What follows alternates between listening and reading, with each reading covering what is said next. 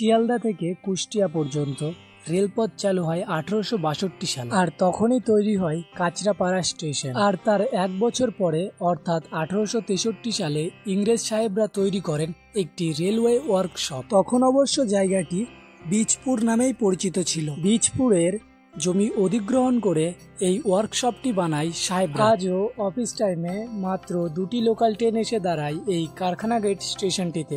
একটি শিয়ালদা থেকে কল্যাণী সীমান্তবর্তী এবং অন্যটি হলো কল্যাণী সীমান্ত থেকে শিয়ালদাগামী লোকাল ট্রেন।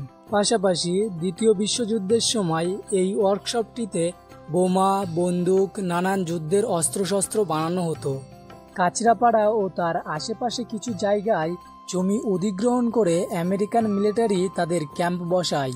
1863 সালে ওয়ার্কশপ তৈরির পাশাপাশি কর্মচারীদের থাকার জন্য তৈরি হয় নতুন 4টে কলোনি। ইংরেজ অফিসারদের জন্য অফিসার্স কলোনি, ফোরম্যানদের জন্য ফোরম্যান কলোনি, রেলের বাবুদের জন্য বাবু ব্লক এবং সাধারণ মানুষের কলোনি।